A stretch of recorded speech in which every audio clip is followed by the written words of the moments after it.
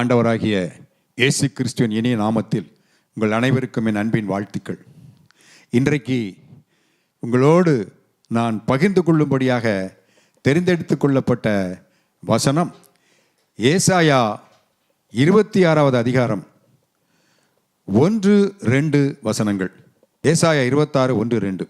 அக்காலத்திலே யூதா தேசத்தில் பாடப்படும் பாடலாவது, பெலனான நகரம் நமக்கு உண்டு, ரட்சிப்பையே அதற்கு மதிலும் மரணமாக ஏற்படுத்துவார். சத்தியத்தை கை கொண்டு வருகிற நீதியுள்ள ஜாதி உள்ளே பிரவேசிப்பதற்காக வாசல்களை திறவுங்கள்.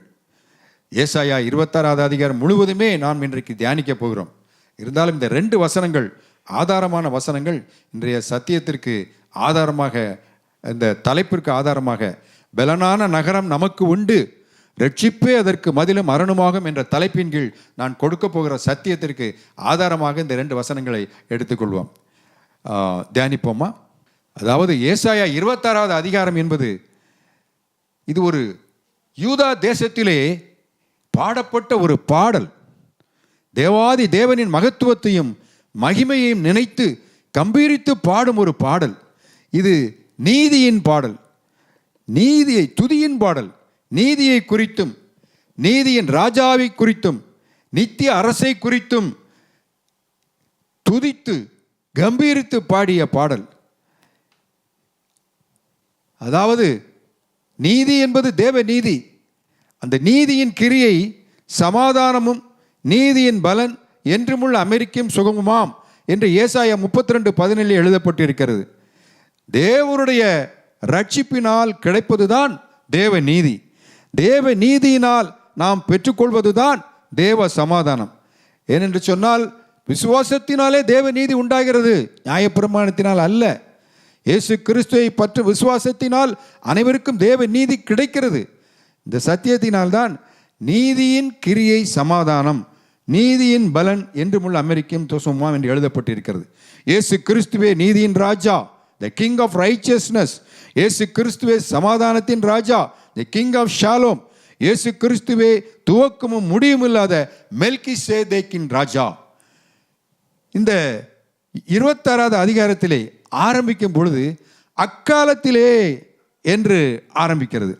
அக்காலத்திலே, எக்காலத்திலே சிந்திக்க கடமைப்பட்டு இருக்கிறோம். அதாவது யூதாவும் எருசலேமும் அசிரியர்களாலும் பாபிலோனியர்களாலும் சிறைப்பிடிக்கப்பட்டு சிதறடிக்கப்பட்ட பின்பு ஒரு காலம் வரும், அப்பொழுது சிறைப்பிடிக்கப்பட்ட இந்த இஸ்ரவேல் ஜனங்களும் யூத ஜனங்களும் மீட்கப்பட்டு சிதறடிக்கப்பட்டவர்கள் ஒன்றாக சேர்க்கப்பட்டு புதிய எருசலேம் என்று ஒன்று உருவாகும், அதிலே அனைவரும் இணைந்து வாழ்வார்கள் என்று தீர்க்க தரிசனமாக ஏசாயா தீர்க்க தரிசி சொன்ன அந்த வார்த்தை நிறைவேறும் நாளிலே என்று நாம் பொருள் கொள்ள வேண்டும்.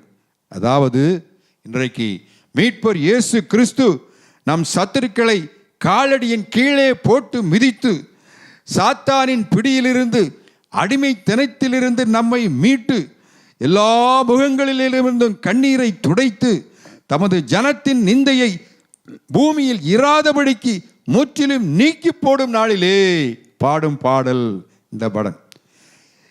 அக்காலத்திலே பாடப்படும் இந்த பாடல், அதாவது இயேசு கிறிஸ்து வருகின்ற நாட்களிலே நடக்க போகும் 4 காரியங்களை குறித்து இந்த அதிகாரம் தெள்ள தெளிவாக எடுத்து சொல்லுகிறது.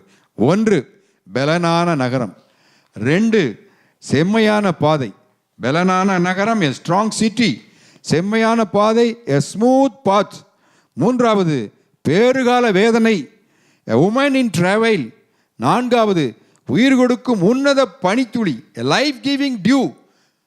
இப்படி 4 காரியங்களை குறித்து இந்த அதிகாரம் நமக்கு விளக்குகிறது. அதை பற்றி நாம் தியானிப்போமா?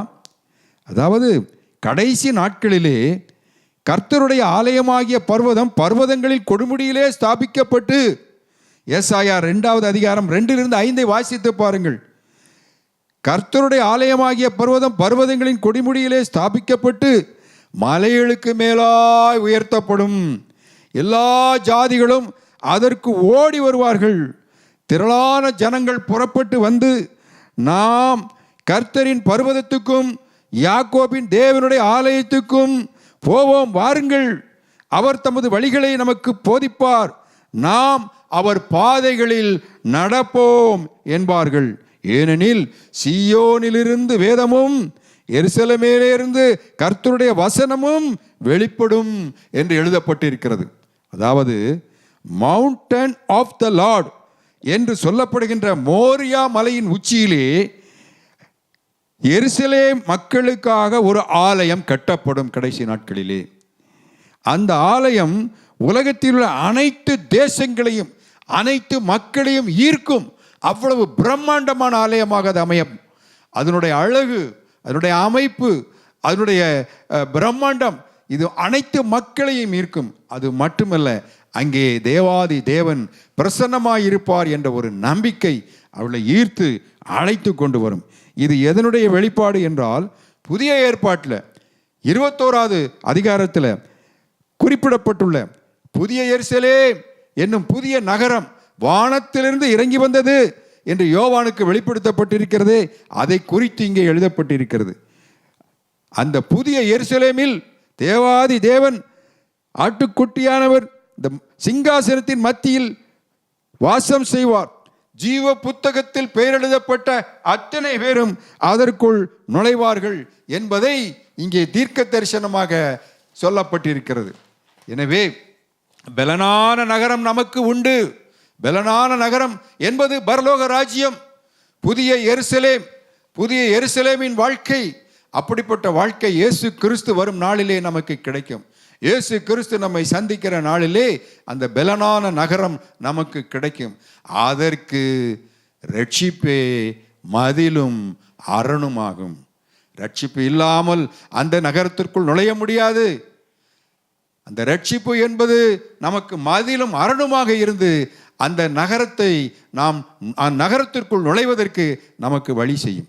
அடுத்தபடியாக செம்மையான பாதை, ஸ்மூத் பாத், லெவல் பாத் என்று சொல்வார்கள். அதாவது இந்த உலக வாழ்க்கை என்பது ஒரு கரடு முரடான பாதைகள் நிறைந்தது, மேடு பள்ளங்கள் நிறைந்தது, மலைகளும் குன்றுகளும் போன்ற தடைகளும் இடையூறுகளும் நிறைந்த பாதை, துன்ப துயரங்கள் நிறைந்த ஒரு பாதை.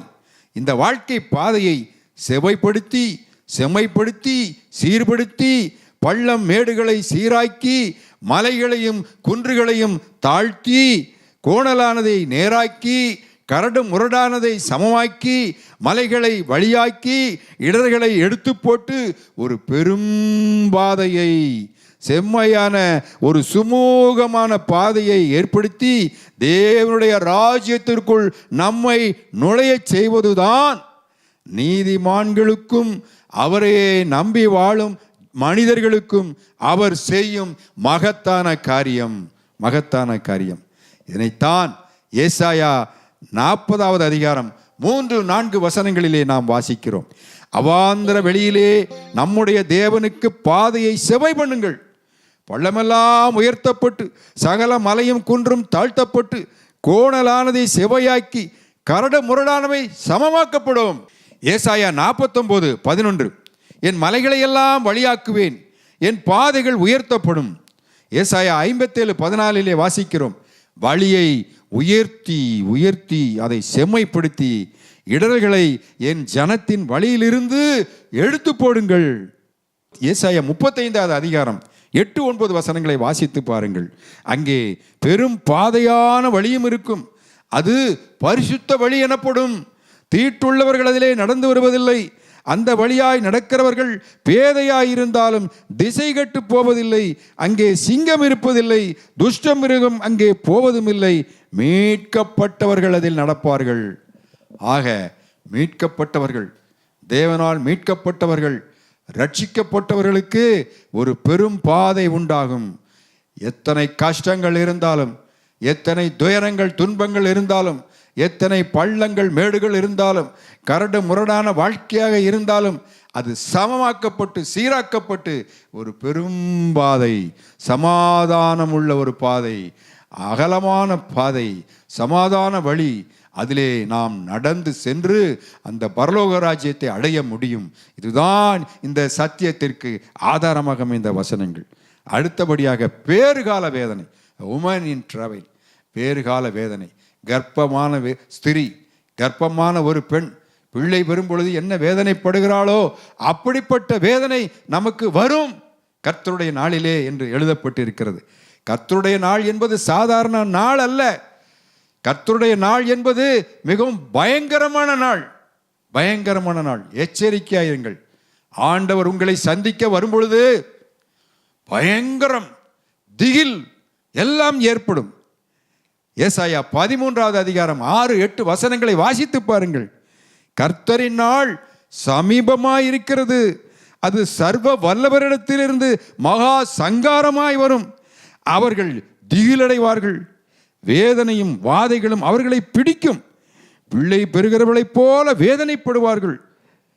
ஏன்? காரணம் என்ன?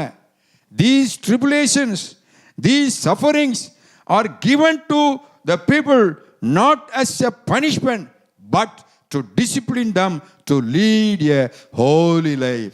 நீங்கள் பரிசுத்த வாழ்க்கைக்கு ஆயத்தமாகும்படியாக உங்களுக்கு அநேக வேதனைகளை கொண்டு வருவார். கர்த்தர் உங்களை சந்தித்து பரிசுத்தமாக்க வேண்டும் என்று உங்களை சந்திக்கின்ற வேளையிலே இப்படிப்பட்ட வேதனைகள் நமக்கு வரும். பேறுகால வேதனை, பேறுகால வேதனை அது திடீரென்று தான் வரும். எப்பொழுது வரும் என்று சொல்ல முடியாது. நான் நல்லா தான் இருக்கிறேன் என்று நினைத்து கொண்டிருப்பீர்கள். ஆனால் திடீரென்று ஒரு கஷ்டம் வரும். நல்லா இருக்கான், திடீர்னு போகிறான், கால் வலிக்கு கால் ஒடிஞ்சு போகிறது, படுக்கையில் 6 மாதம் படுத்துக்கிறான். ரோட்டில் போயிட்டே இருக்கிறான், ஒரு ஆக்சிடெண்ட் ஆயிடுது, எதிர்பாராத விபத்து, திடீர் விபத்து, திடீர் காயங்கள், திடீர் வேதனைகள், திடீரென்று நம்முடைய வாழ்க்கையிலே சொத்து இழப்புகள், சேர்த்ததெல்லாம் இழந்து வறுமை, கஷ்டம், தரித்திரம் இவை எல்லாம் திடீரென்று வரும். அல்லது பிள்ளைகள் திடீரென்று காணாமற் போய்விடுவார்கள்.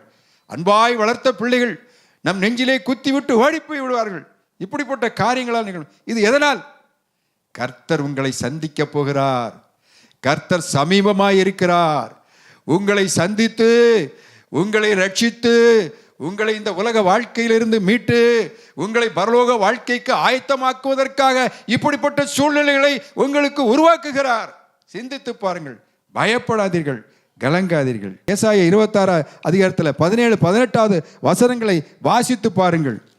கர்த்தாவே, பேறுகாலம் சமீபித்திருக்கிறது, சமீபித்திருக்கையில் வேதனைப்பட்டு தம் அம்பாயத்தில் கூப்பிடுகிற கர்ப்பவதியை போல உமக்கு முன்பாக இருக்கிறோம். நாங்கள் கர்ப்பமாயிருந்து வேதனைப்பட்டு காற்றை பெற்றவர்களைப் போல் இருக்கிறோம். தேசத்தில் ஒரு ரட்சிப்பையும் செய்ய மாட்டாதிருக்கிறோம். பூச்சக்கரத்து குடிகள் விழுகிறதுமில்லை. பாருங்க, அதாவது கர்ப்பமாயிருக்கிற பெண் வேதனைப்பட்டு பிள்ளை பெற்று மாட்டோமா, பிள்ளை எப்பொழுது பிறக்கும், பிள்ளை பிறந்து விடாதா என்று ஏங்கிக் கொண்டிருக்கிறபடி இந்த வேதனைகள், ஐயோ உங்களை ரட்சிப்புக்குள்ளாக வழிநடத்தும். ரட்சிப்பு வராதா, ரட்சிப்பு வராதா, ஆண்டவரே என்னை ரட்சிக்க மாட்டீர்களா, நான் செய்த பாவங்களை எல்லாம் மன்னிப்பீர்களா, ஐயோ நான் தவறு செய்து விட்டேனே, இப்படிப்பட்ட பாவங்களை செய்து விட்டேனே உங்களுக்கு விரோதமாக என்று அவரோடு கதறி அழுது பேர்காலத்தில் தன் அம்பாயத்தில் கூப்பிடுகிற அந்த பிரசவ வேதனைப்படுகிற ஸ்திரியை போல அலறுவார்கள் என்று எழுதப்பட்டிருக்கிறது. அது மட்டுமல்ல, அவர்கள் கர்த்தாவே நெருக்கத்தில் உம்மை தேடினோம், உம்முடைய தண்டனைகள் மேல் இருக்கையில் அந்தரங்க வேண்டுதல் செய்தோம் என்று சொல்வார்கள். அந்த நெருக்கம் வரும்பொழுதுதான் பிரேயரே வரும், ஜெபமே வரும். அது வரைக்கும் ஜெபம் பண்ண மாட்டாங்க, ஆண்டவரை தேட மாட்டாங்க. நெருக்கம் வந்த உடனே ஆண்டவரை தேடி ஓடுவாங்க, ஊழியர்களை தேடி ஓடுவாங்க, கோயில் கோயிலாக போவாங்க, சபையாக போவாங்க, ஜெப கூட்டத்துக்கு போவாங்க. ஐயோ தவறு செய்து விட்டோமே என்று அலறுவார்கள், புலம்புவார்கள்.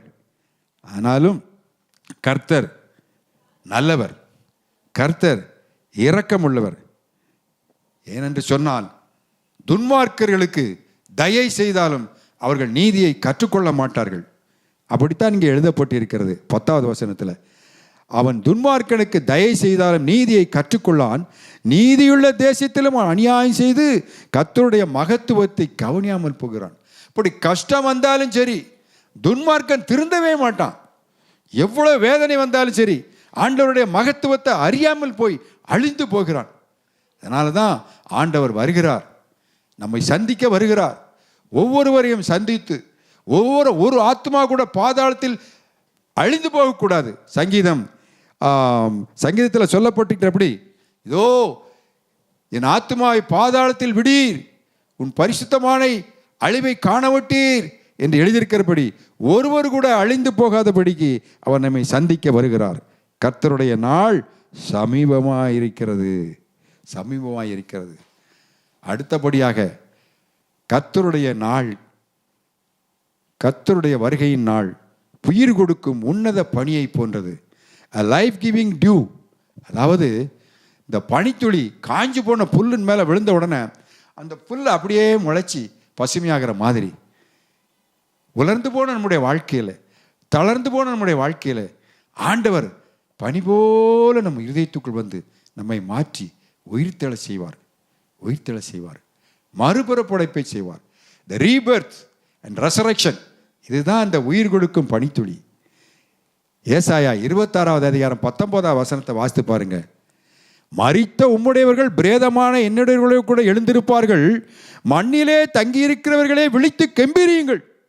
உம்முடைய பனி பூண்டுகளின் மேல் பெய்யும் பனி போல் இருக்கும். மரித்தோரை பூமி புறப்பட பண்ணும். இயேசு கிறிஸ்து மரித்து உயிர்த்தெழுந்த பின் உயிர்த்தெழுந்தார் என்று நாம் விசுவாசிக்கிறோம்.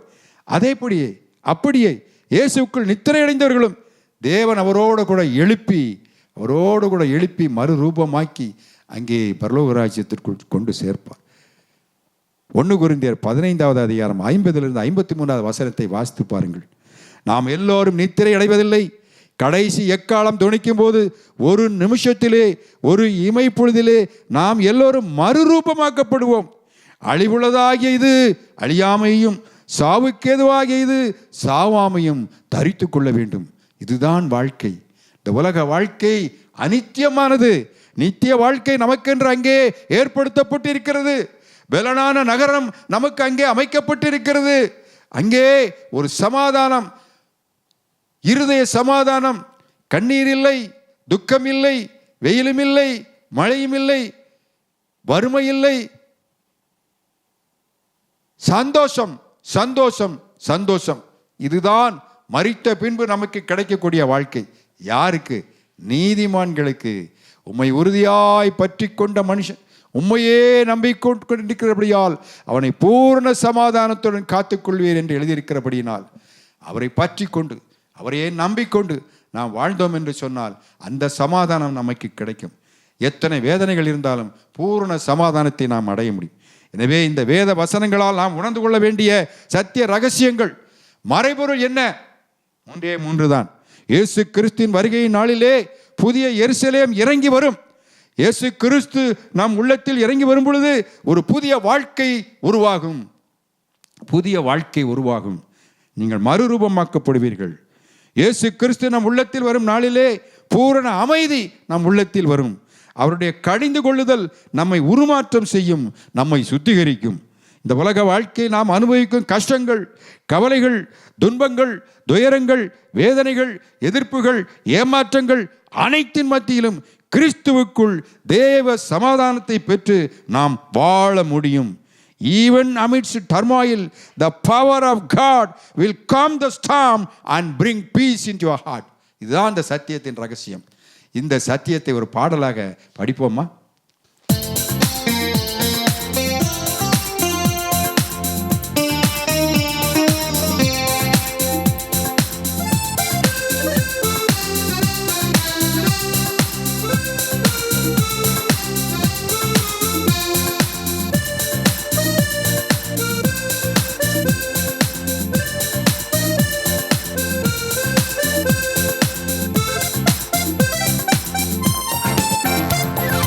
கர்த்தரை என்றென்றும் நம்புங்கள், யெகோவா தேவனே நித்திய கன்மலை. கர்த்தரை என்றென்றும் நம்புங்கள், நம் யெகோவா தேவனே நித்திய கன்மலை. பெலனான நகரம் நமக்கு உண்டு, ரட்சிப்பே அதற்கு மதிலும் மரணுமாகும். பலனான நகரம் நமக்கு உண்டு. ரட்சிப்பே அதற்கு மதிலும் மரணமாகும்.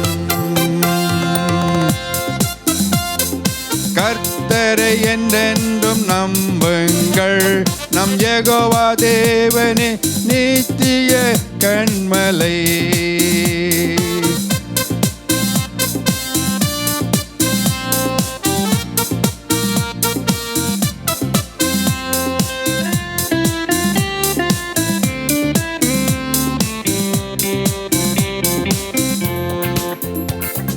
சத்தியத்தை கை கொண்டு வாழும் மனிதர்களே, சத்தியத்தை கை கொண்டு வாழும் மனிதர்களே, வாசல்களை திறவுங்கள், அதன் உள்ளே நுழையுங்கள். வாசல்களை திறவுங்கள், அதன் உள்ளே நுழையுங்கள். கர்த்தரை என்றென்றும் நம்புங்கள், யெகோவா தேவனே நித்திய கன்மலை. நம் யெகோவா தேவனே நித்திய கன்மலை.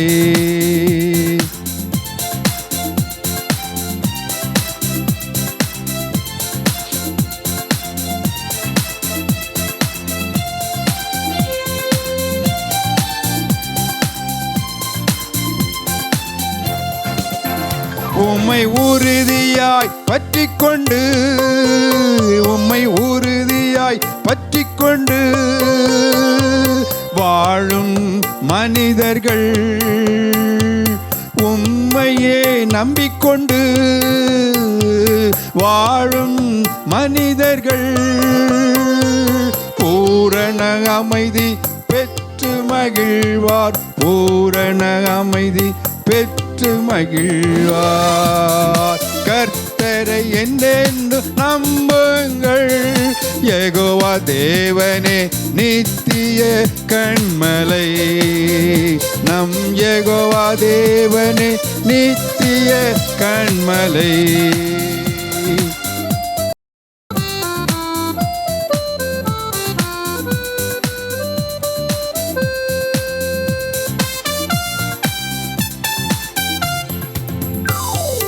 உயரத்தில் வாழும் மனிதர்களையும், உயரமான நகரத்தையும், உயரத்தில் வாழும் மனிதர்களையும், உயரமான நகரத்தையும் கர்த்தர் கீழே தள்ளுகிறார், தரை மட்டும் தாழ்த்துகிறார்.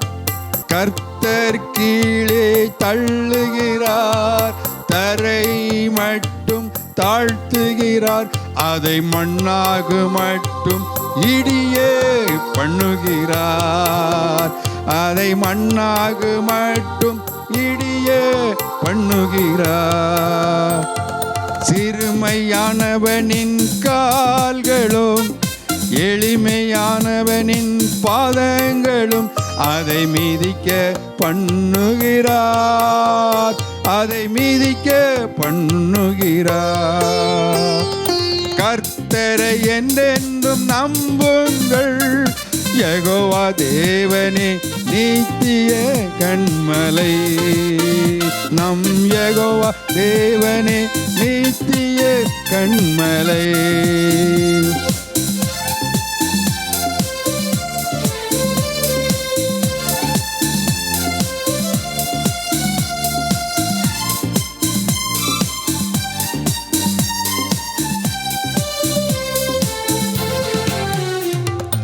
நீதிமான்களின் பாதைகளை செம்மைப்படுத்துகிறார். நியாய தீர்ப்பின் பாதையிலே நடத்தி மகிழ்கிறார். இரவிலும் என் ஆத்துமா உம்மையே வாஞ்சிக்குமே, அதிகாலையில் என் ஆவியோ உம்மையே தேடுமே. இரவிலும் என் ஆத்துமா உம்மையே வாஞ்சிக்குமே, அதிகாலையில் என் ஆவியோ உம்மையே தேடுமே. உம்மை அல்லாமல் வேறே தேவன் எனக்கில்லையே, உம்மையே நம்பி நான் வாழ்ந்திடுவேன். உம்மை அல்லாமல் வேறே தேவன் எனக்கில்லையே, உம்மை நம்பியே நான் வாழ்ந்திடுவேன். கர்த்தரை என்றென்று நம்புங்கள், யெகோவா தேவனே நித்திய கன்மலை. நம் யெகோவா தேவனே நித்திய கன்மலை.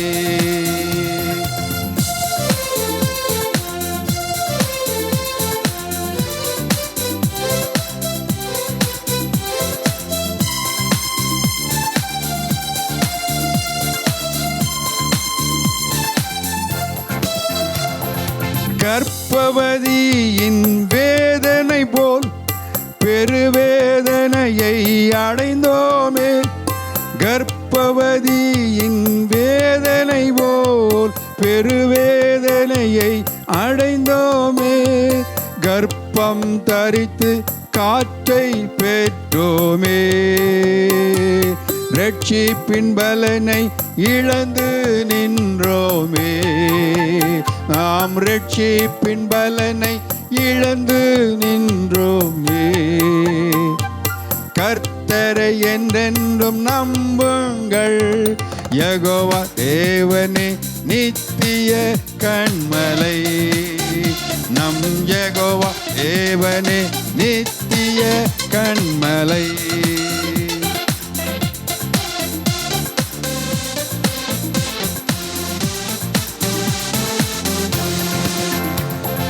புல்லின் மேல் பெய்யும் பனித்துளி போல் இரக்கமுள்ள தேவன் இரக்கம் செய்வார். புல்லின் மேல் உள்ள பனித்துளி போல் இரக்கமுள்ள தேவன் இரக்கம் செய்வார். பாவங்களை மன்னிப்பாரே, நம் சாபங்களை நீக்குவாரே. பாவங்களை மன்னிப்பாரே, நம் சாபங்களை நீக்குவாரே. மரித்து போன வாழ்வையும் உயிர் பெற செய்வாரே. மரித்து போன வாழ்வையும் உயிர் பெற செய்வாரே. நியாயாதிபதி வருகிறார், நியாயம் தீர்க்க வருகிறார். நியாயாதிபதி வருகிறார், நியாயம் தீர்க்க வருகிறார். அறைக்குள் ஓடி ஒளிந்து கொள், அலறுங்கள் அலறுங்கள். அறைக்குள் ஒளிந்து கொண்டு அலறுங்கள் அலறுங்கள். மனம் திரும்பி மறுவாழ்வை பெற்று மகிழுங்கள். நீங்கள் மனம் திரும்பி மறுவாழ்வை பெற்று மகிழுங்கள்.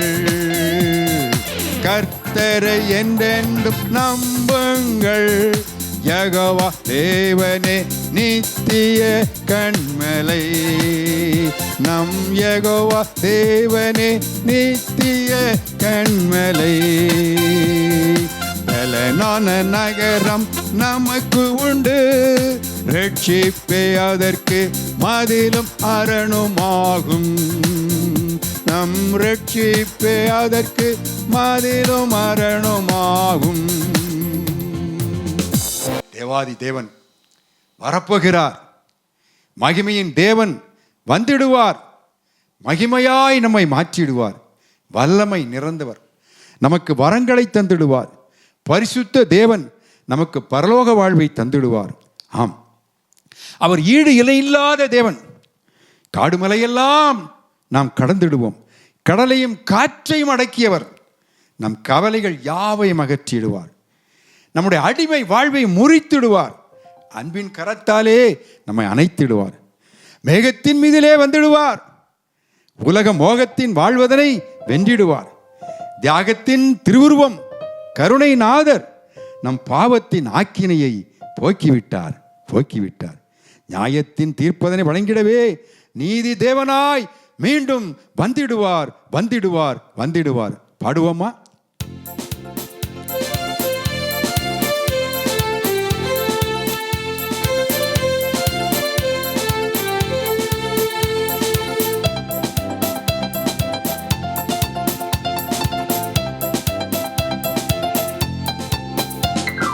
மகிமையின் தேவன் வந்திடுவார். மகிமையாய் நம்மை மாற்றிடுவார். மகிமையின் தேவன் வந்திடுவார். மகிமையாய் நம்மை மாற்றிடுவார். வல்லமை நிறைந்தவர் வந்திடுவார். வரங்கள் யாவையும் தந்திடுவார். பரிசுத்த தேவன் வந்திடுவார். பரலோக வாழ்வை தந்திடுவார். வாழ்வை தந்திடுவார்.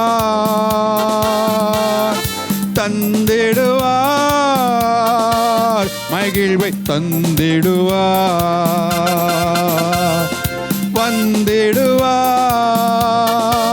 வாழ்வை தந்திடுவார்.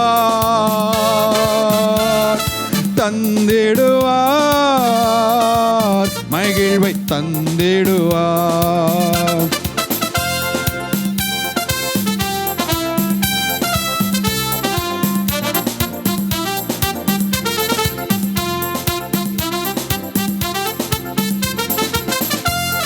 ஈடு இணை இல்லா தேவனவர். காடு மலை எல்லாம் கடந்திடுவோம். கடலையும் காற்றையும் அடக்கியவர் நம் கவலைகள் யாவையும் அகற்றிடுவார். அடிமை வாழ்வதனை முறித்திடுவார். அன்பின் கரத்தாலே அணைத்திடுவார். அடிமை வாழ்வதனை முறித்திடுவார். அன்பின் கரத்தாலே அணைத்திடுவார். வந்திடுவார். வாழ்வை தந்திடுவார்.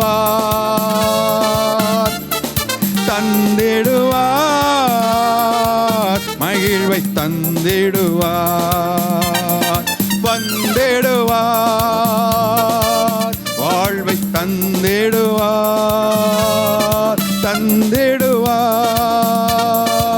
மகிழ்வை தந்திடுவார்.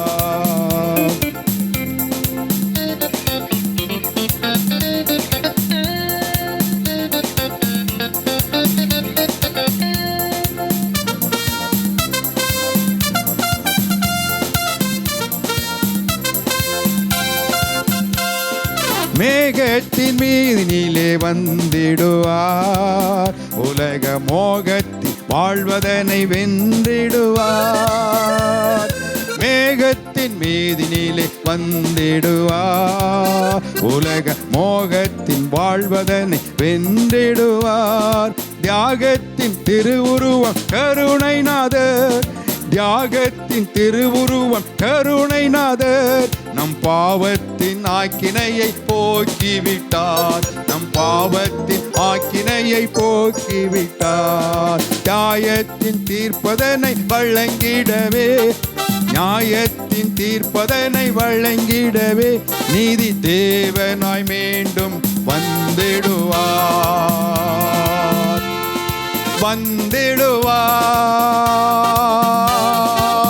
வாழ்வை தந்திடுவார்.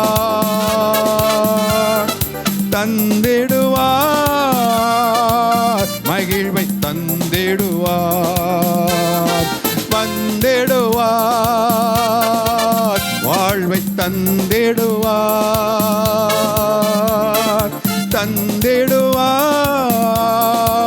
மகிழ்வை தந்திடுவார். பரிசுத்தமுள்ள பிதாவே, கொடுக்கப்பட்ட சத்தியத்திற்காக கோடாகடி சோத்திரப்பா. இந்த அருமையான வாய்ப்பிற்காகவும் இந்த அருமையான ஆசீர்வாதமான இந்த நேரத்திற்காகவும் கோடாகடி ஸ்தோத்திரம் அப்பா. பலனான நகரத்தை பற்றியும் பரலோக ராஜ்யத்தை பற்றியும் அதை அடைவது எப்படி என்பதை பற்றியும் ஒரு அருமையான சத்தியத்தை ஏசாயா 26ஆம் அதிகாரத்தின் மூலமாக எங்களுக்கு விளக்கி சொன்ன கிருபைக்காக கொடாகடி ஸ்தோத்திரம் அப்பா. இதோ நாங்கள் ரட்சிப்பை பெற்றால் ஒழிய ரட்சிப்பின் மதிலும் அருணுமாக இருக்கிற அந்த கோட்டைக்குள் நாங்கள் நுழைய முடியாது என்றவர்.